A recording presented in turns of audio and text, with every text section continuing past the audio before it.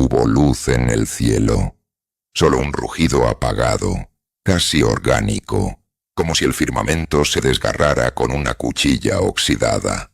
El ruido fue breve, pero quedó suspendido en el aire como un eco contenido, como si el mundo respirara hondo y luego contuviera la exhalación. Los pescadores de las islas Nicobar se despertaron por el zumbido bajo la tierra. No fue un temblor común, sino algo distinto, casi deliberado. Horas después, el agua frente a la costa había cambiado. Un delfín con los ojos reventados flotaba entre la espuma. El mar, habitualmente turquesa, estaba cubierto de una capa aceitosa con un ligero brillo violáceo. En el horizonte, una delgada columna de humo se elevaba, pero no olía a fuego. Olía a metal viejo, a húmeda maquinaria abandonada. Ningún testigo directo, ningún video viral, ningún reporte inmediato. Solo una nota escueta de Roscosmos, la sonda soviética Cosmos. 482 ha completado su reingreso y se ha desintegrado sobre el Océano Índico. Pero yo sabía que eso no era cierto. Soy Elías Varela, exingeniero de sistemas del Instituto de Coordinación Espacial Argentina. En mis tiempos mozos trabajé analizando basura espacial.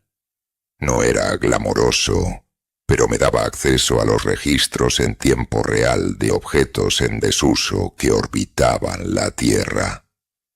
Cuando la noticia de la caída del Cosmos 482 se filtró, decidí revisar por mi cuenta los registros electromagnéticos emitidos durante su reingreso, no por paranoia, por costumbre, y ahí la encontré, una frecuencia continua, apenas detectable, vibrando en una banda muerta del espectro. No era un error de lectura ni ruido aleatorio, tenía modulación, pulso, ritmo, parecía una señal de vida. Pero lo que me heló la sangre no fue la frecuencia en sí, sino lo que vino con ella, una voz, no a través de los parlantes, no en el registro de audio, dentro de mi cabeza. No fuimos nosotros quienes construimos la nave. Las palabras llegaron como un susurro que se alargaba, como si cada letra flotara en mi cráneo antes de encajar con la siguiente. Me levanté de golpe. Revisé las conexiones, limpié los filtros, busqué alguna fuente externa que pudiera justificar la alucinación. Nada. Desconecté todo y me encerré en el baño, con la frente pegada al frío del espejo. Me observé durante largos minutos, esperando ver algún signo de que me había roto por dentro, que el tiempo me había corroído el juicio sin que me diera cuenta. Pero el reflejo me devolvía la mirada con la misma expresión de incredulidad. Y entonces, mientras me observaba, algo se movió detrás de mí. No fue un objeto, fue una sombra, breve, angular, como una pierna doblada en dirección contraria. Me giré de golpe, nada, solo la ducha y el sonido mínimo de una gota cayendo. En los días siguientes, mi obsesión no hizo más que crecer. Dormía poco, comía menos. Conseguí acceso a copias digitalizadas de los planos originales del Cosmos 482, compartidos entre universidades rusas y archivos filtrados en foros especializados. La mayor parte correspondía a lo esperado. Sistemas de telemetría, escudos térmicos, paracaídas redundantes. Pero en la sección de descenso había algo más. Un compartimento sellado. Una cápsula dentro de la cápsula, hecha de una aleación sin identificación en los planos. Ni los rusos sabían con qué estaba hecha. Solo figuraba un nombre en clave, Titán 13. Contacté a uno de los técnicos que trabajó en el programa Venera, retirado y viviendo en Georgia. Me contestó con un mensaje de voz apenas audible. Esa parte no era soviética. Nunca supimos de dónde salió. Solo nos dijeron que no debíamos abrirla. El mensaje se borró minutos después. Nunca más volvió a responder. Con ayuda de un ex colega del Observatorio de Mendoza, accedí a una imagen térmica tomada por un satélite meteorológico sobre el lugar de impacto. El mar aún estaba caliente, pero había algo más. Una firma térmica ovalada, inmóvil, perfecta. Una figura que no perdía temperatura. Y entonces, un destello. El satélite quedó ciego durante 11 minutos. Interferencia solar, dijeron. Pero yo había visto suficiente. Esa noche, la voz regresó. No como antes. Ahora era un murmullo coral. Muchos hablando al mismo tiempo, diciendo la misma frase. El recipiente se abrió. El ciclo comienza. Desperté empapado. Había escrito esa frase en las paredes de mi departamento. No recordaba haberlo hecho, pero mi mano tenía rastros de marcador indeleble. Y en el centro de la sala había un círculo dibujado en el suelo, una espiral con una figura ovalada en el centro, la misma forma que había visto en los diagramas filtrados, la misma forma que vendría en los sueños que comenzarían esa noche. Sentía que alguien me observaba. Intenté ignorar la sensación, desconecté el enrutador, apagué el teléfono. Fui a un cibercafé en San Fernando para intentar investigar desde una máquina sin rastro de mis accesos. Al teclear Titán 13, no apareció nada. Pero cuando quise salir del navegador, la pantalla se congeló. El cursor parpadeó 3 veces y luego comenzó a escribir solo. No nos buscabas. Nosotros te elegimos. Me fui sin apagar el monitor. Vomité en el callejón detrás del local. El sabor de hierro en mi garganta era tan real como el temblor en mis manos. Fue Tomás Yáñez, mi viejo amigo y neuropsiquiatra, quien me contactó. No sabía nada de mis investigaciones, pero dijo que había tenido un sueño extraño, casi premonitorio, uno donde yo aparecía. Estabas frente al mar, Elías, pero el mar era negro, y te habías convertido en algo no humano. Me explicó con una voz de temor contenido. Yo soy un hombre de ciencia, de lógica, no creo en sueños, pero lo que estaba pasando no era normal. Nos encontramos en su consultorio. Me sometió a un EEG, luego a una resonancia. Hay una estructura en tu lóbulo temporal derecho, Elías. No es un tumor, ni una lesión, mucho menos una infección. Es simétrica, como una antena. ¿Puede haber sido implantada? Pregunté aún sin creerle nada.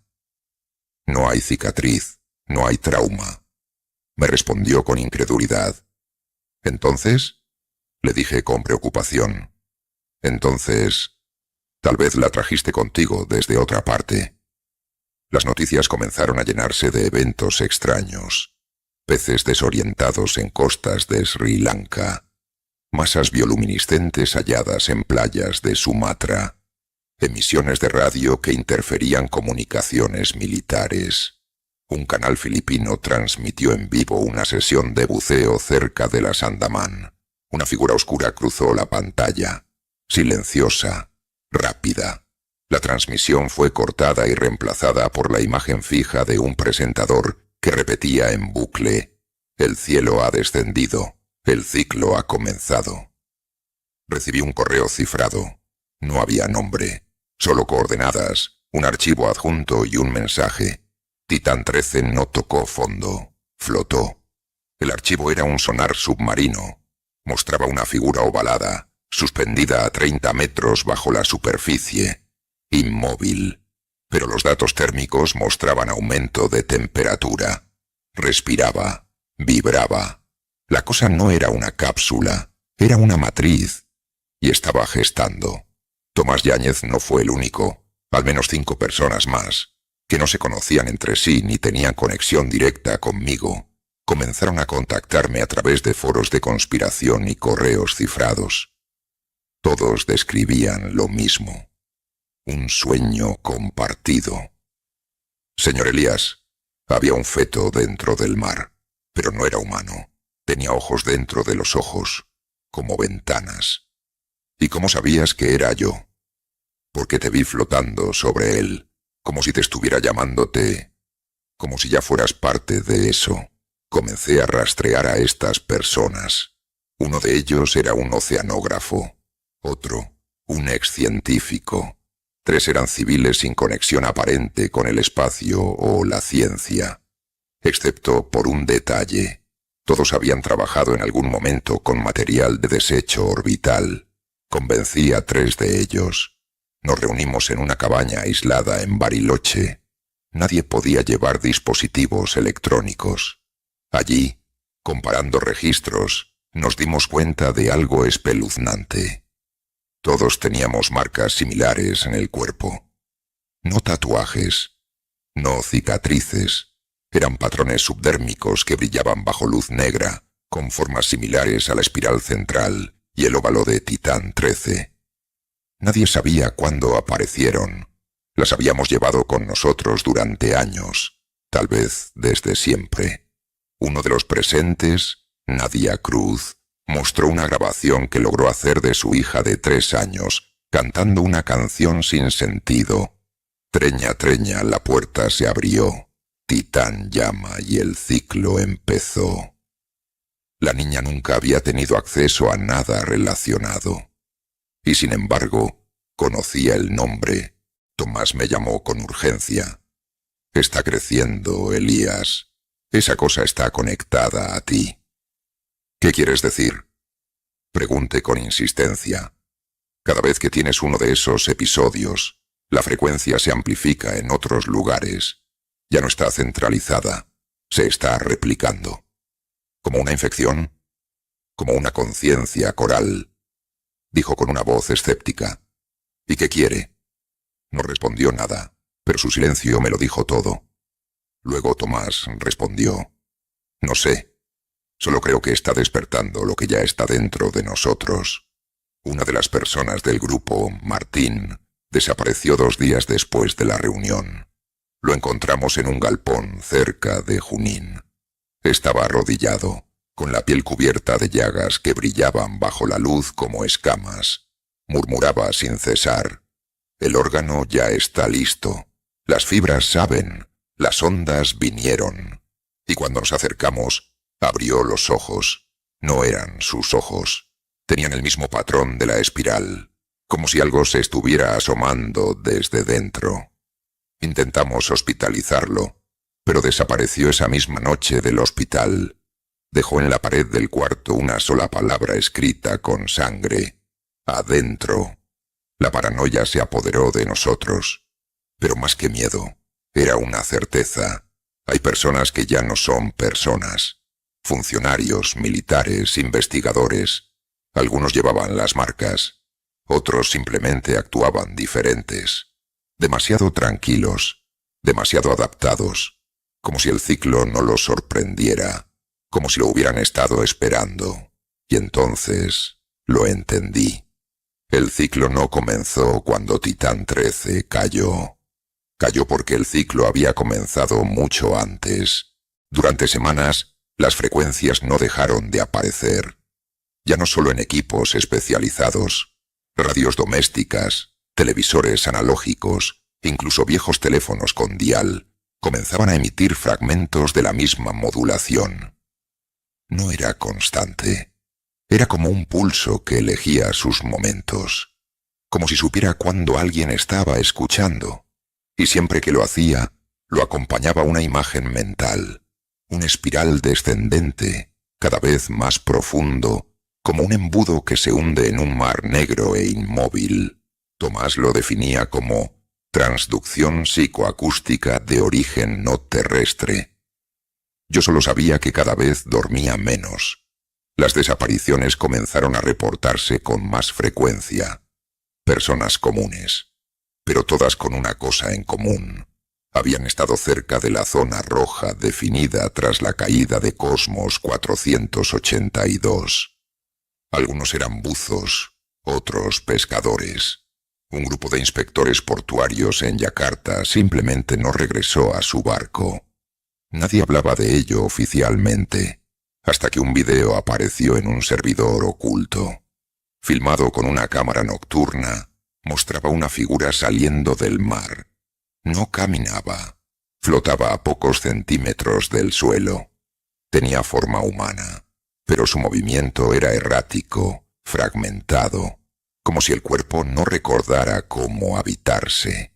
Detrás, en la superficie del agua, algo más grande se agitaba. Recibí otro mensaje cifrado. Provenía de una dirección que había pertenecido a un exingeniero de la NASA, dado por muerto en 2017.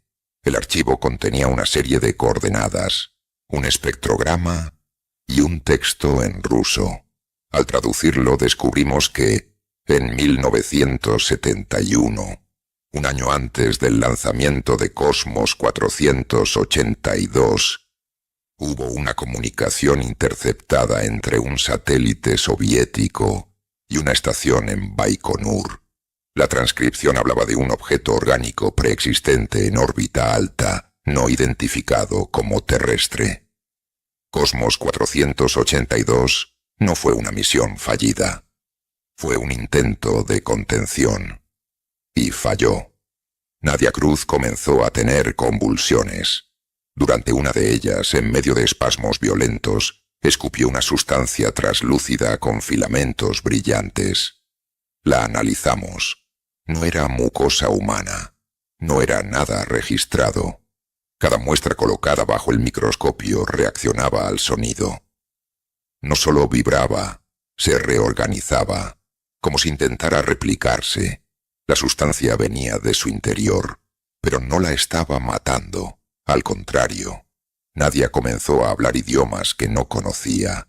Describía estructuras geométricas imposibles. Y lo más perturbador, afirmaba que recordaba cosas de antes de nacer. Una noche, mientras observábamos la zona del impacto desde un satélite civil, vimos lo imposible. El área marítima comenzó a formar una estructura en espiral. No una corriente, ni una formación de algas. Era metálica, artificial, como una herida que se abría lentamente en la corteza del planeta. Una puerta, y desde esa puerta salía algo que no podía ser visto directamente. Cada intento de enfocarlo producía estática, errores, o en los casos más graves, colapsos nerviosos entre los operadores. La humanidad no estaba viendo una invasión, estaba presenciando una revelación. La estructura metálica crecía. Eso fue lo primero que nos impactó. En cuestión de días, las imágenes satelitales revelaron que el espiral en el mar se expandía, no por acumulación, sino por generación activa de materia. Metales imposibles, no ferrosos, sin densidad conocida, emergían desde la abertura como si fueran exudaciones de una herida cósmica. Y las emisiones aumentaron con ello. No solo en frecuencias de radio. Las vibraciones comenzaron a afectar el comportamiento animal en la región. Aves migratorias que trazaban patrones espirales, cardúmenes que giraban hasta morir desangrados por la presión, perros que no dejaban de aullar hacia el cielo incluso en pleno día. Y entre nosotros, los marcados, comenzaron las visiones. Nadia, en uno de sus estados de trance inducido por las emisiones, escribió durante 6 horas ininterrumpidas. Llenó 24 páginas con símbolos. Algunos eran idénticos a glifos hallados en petroglifos de la isla de Pascua. Otros coincidían con inscripciones encontradas en estructuras submarinas en el Golfo de Tonkin, que la comunidad científica aún catalogaba como formaciones naturales. Pero lo más inquietante fueron las palabras que acompañaban los símbolos. No eran frases, eran nombres. Nombres que resonaban de una forma que el idioma no podía explicar. Tegun, Orbuljaz, Delvatraum, Nila. Cada vez que los leíamos, sentíamos náuseas, como si pronunciarlos activara algo en nosotros. Como si no fueran solo nombres, sino llaves. El 9 de junio, un fenómeno óptico visible desde 5 países en el sudeste asiático estremeció al mundo. El cielo se tornó rojo durante exactamente 13 minutos. No fue una aurora, no fue una tormenta solar. Las capas altas de la atmósfera reflejaban algo que no estaba fuera, sino dentro de ella.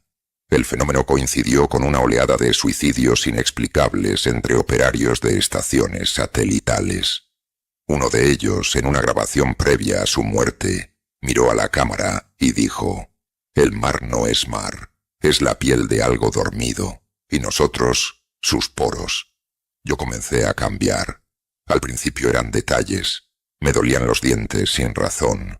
Los espejos vibraban cuando pasaba cerca. Mis huellas dactilares empezaron a desdibujarse. Tomás, desesperado, intentó internarme, pero ya era tarde. Soñaba con lugares que no existen en esta tierra, columnas flotantes, océanos invertidos, bibliotecas hechas de materia viva, y en el centro de todo, la matriz, Titán 13. En uno de esos sueños toqué su superficie. No era fría, era piel, y al tocarla, desperté con un nuevo nombre grabado en la lengua: Shaf-et-Han. Lo repetí sin querer durante horas. Nadie lo reconoció al instante. También ella lo había soñado. Martín regresó, pero no era Martín. Apareció en el umbral del refugio donde nos ocultábamos. Su cuerpo era una amalgama de sí mismo y algo más. Tenía patrones que se movían bajo la piel, como filamentos líquidos que se reacomodaban con cada palabra que pronunciaba. «El ciclo está completo», dijo. «Ustedes son fragmentos que deben reunirse. El lenguaje está casi limpio. La puerta está casi abierta. Intentamos escapar, pero no nos persiguió. Solo repitió: no hay fuera, nunca lo hubo. Todo esto siempre fue adentro», y al pronunciarlo, el suelo tembló. La estructura en el mar emitió un pulso tan fuerte que las luces de la ciudad más cercana parpadearon al unísono. Habíamos cruzado un umbral del que ya no se podía regresar. El pulso de la estructura no fue una advertencia, fue una señal de sincronización, una llamada para aquellos que, como nosotros, portaban la semilla, porque eso éramos, conductores, nodos vivientes en una red que siempre había estado ahí, dormida, esperando la palabra adecuada. Los sueños se volvieron instrucciones. Ya no eran símbolos incoherentes o paisajes alienígenas. Eran planos, lenguaje, algoritmos de algo más antiguo que la mente humana. Comenzamos a escribirlos compulsivamente, como si nuestras manos se movieran solas. Tomás lo llamó resonancia cognitiva simbiótica. Yo solo sabía que no podía detenerme.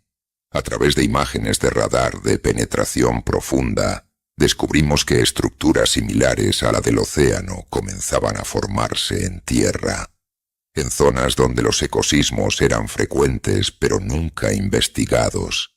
El desierto de Gobi, el Ártico canadiense, el altiplano de Bolivia. Cada lugar presentaba una marca común, una figura espiral oculta bajo capas de roca y hielo. Alguien, o algo, estaba despertando en más de un punto a la vez. Las palabras comenzaron a colarse en el lenguaje humano. Niños que balbuceaban frases imposibles. Artistas que creaban obras sin recordar su proceso. Músicos que, al grabar ciertas notas, producían reacciones epilépticas en sus oyentes. Nadie comenzó a hablar solo en la lengua del ciclo, una mezcla de vibraciones, chasquidos y fonemas imposibles. Sin embargo, podíamos entenderla, no con el oído, sino con la piel, con los huesos.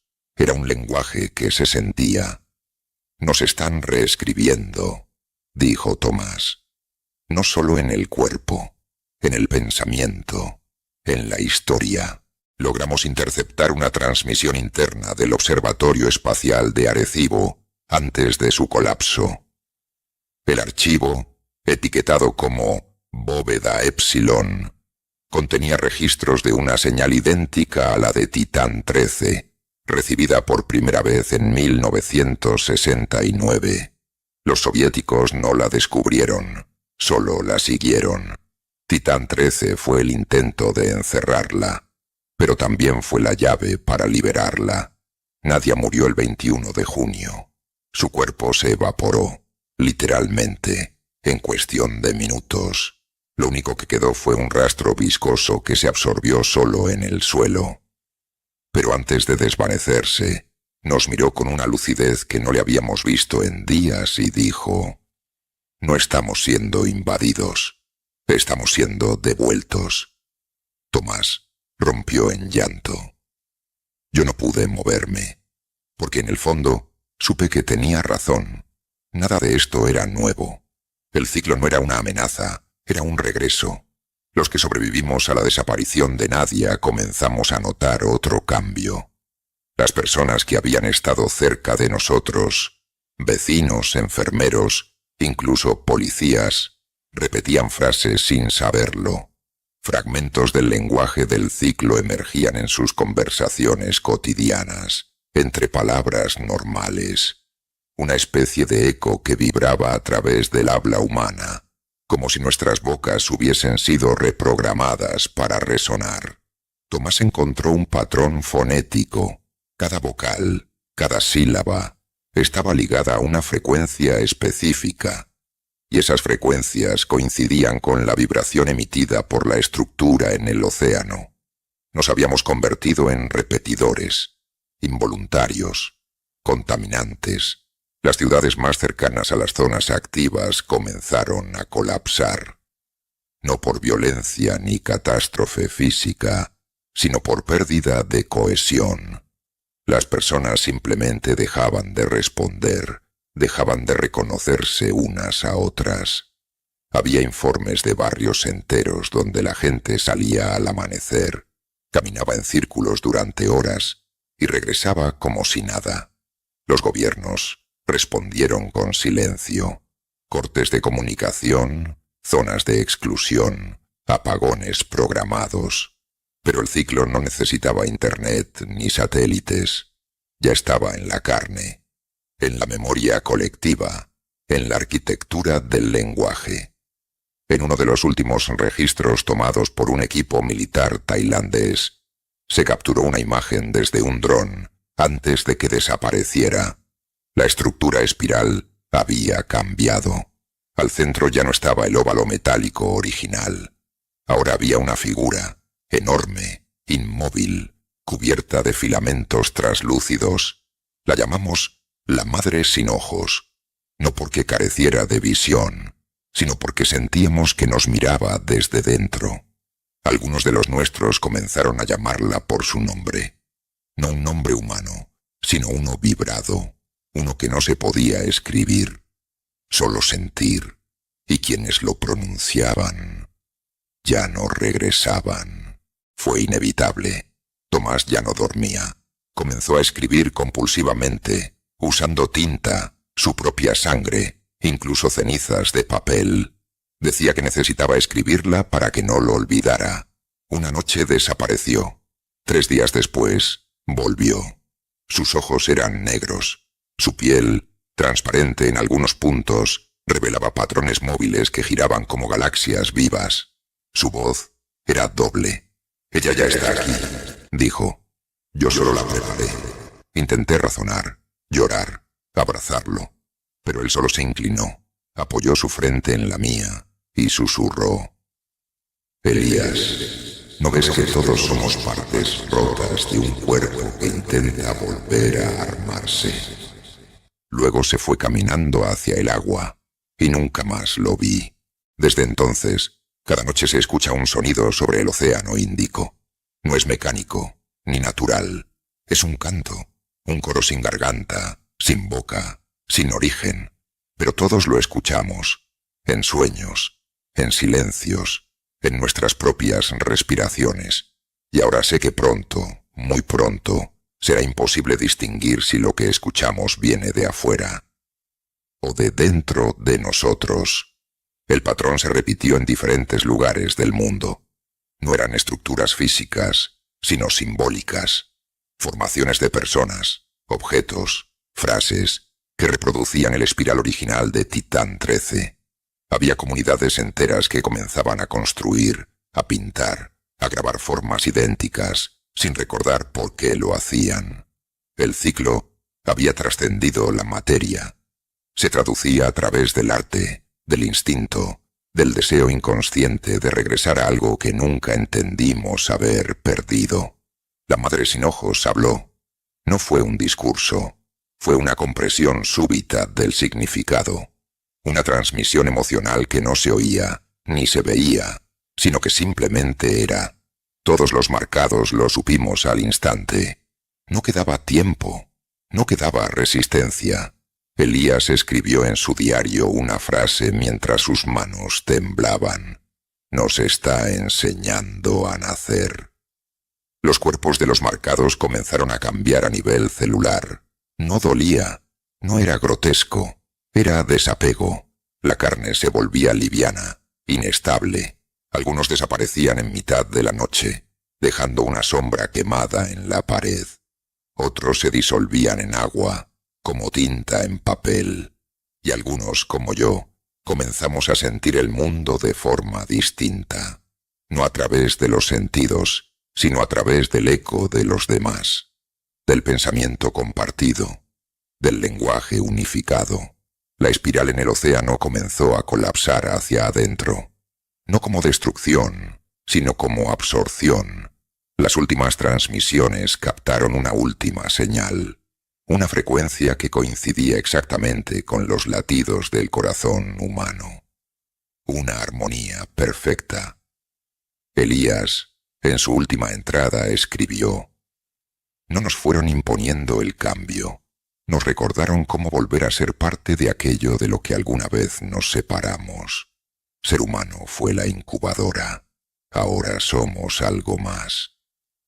Ya no quedan cantos, ya no hay interferencia, solo un silencio absoluto en todas las frecuencias.